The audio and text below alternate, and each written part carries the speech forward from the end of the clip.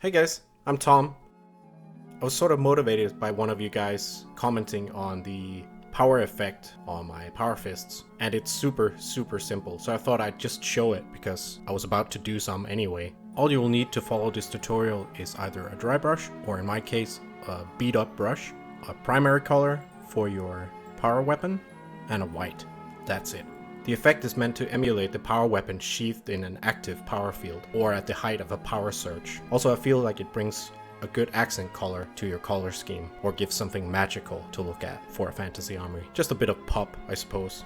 I've gone with blue for the power fields, as that is how it's described in the lore. But if you feel like doing a different color, just do that. The actual color is not very important. Just pick a light one, because I think it looks kind of cool. But honestly, it is so simple. It's just 2 steps. But before the first step, just paint your model as you normally would. But you can skip highlights, I suppose, on the weapon part that you plan to activate. So pick your power color of choice.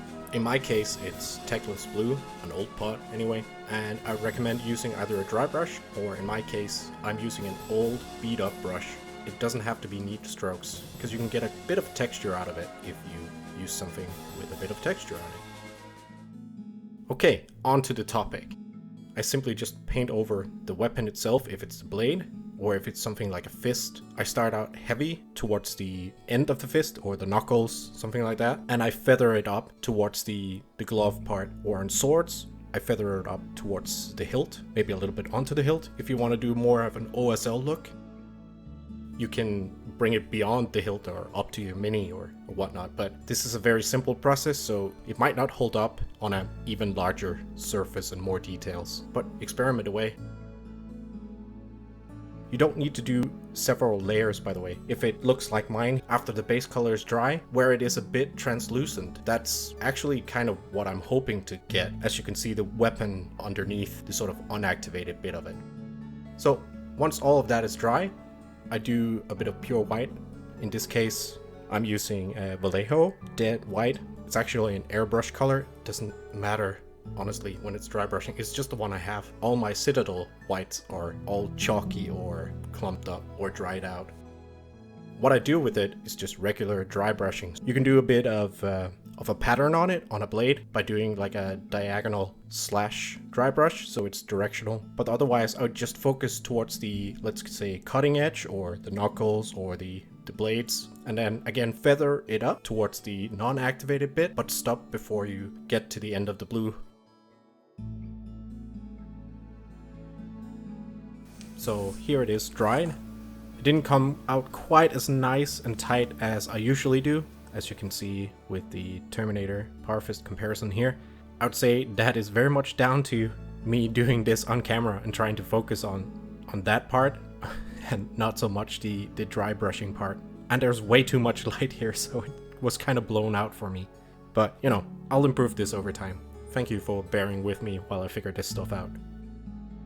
Honestly, now we're done. This is how I've painted it for, I'd say, about 10,000 points of Imperial or Chaos armies with various power weapons. That's what I've done up until very recently. But I wanted to add 2 more steps to it to make it a little bit more sophisticated, and they're also super simple. The idea here is to add a contrast paint on top to tint it, or rather to tint that white and tie it into the base color below. I'm attempting it here with the contrast Pilar Glacier. In this case, it is very thin, so it takes several coats for me. I might need to find an alternative, or just thin my original Techless Blue.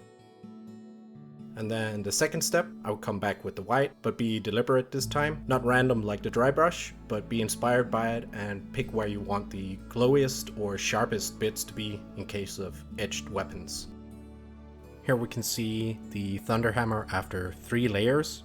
Mind you, the paint is still a little bit wet. That's okay, don't worry. For my very translucent contrast, this is enough for the experiment to go on. So here I'm trying to apply some white on the front facing edges. The lines came out a little bit thicker than I wanted to. Let's just say I'm inexperienced painting on camera, so I had to keep an eye that it was in focus while I did it, and also paint.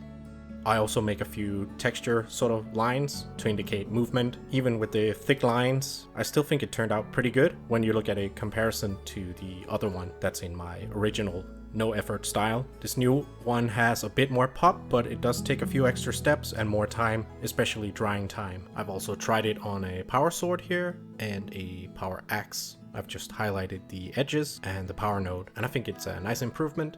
That is it. I suppose you could also paint lightning on it if you wanted in this step, but this is the no effort version.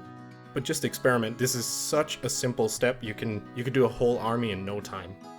I sort of relaunched my channel about a day ago, and my most optimistic estimate was about 5 new subscribers. And as of me recording this audio right now, it's over 100 new subscribers. So thank you for choosing to do that. So needless to say, I'm pretty motivated at the moment. I wanted to do a quick video just because. So I also want to thank Corey for commenting on the Power Fists. It got me inspired to A, do this video, and 2, try this next step that I've been thinking about for quite a while. So thanks for that. If there's any more quick tips you think I can teach you, let me know, and I might make it. This was a fun experiment for me anyway. Have fun experimenting with it, and I hope some of you found it useful. Take care, guys.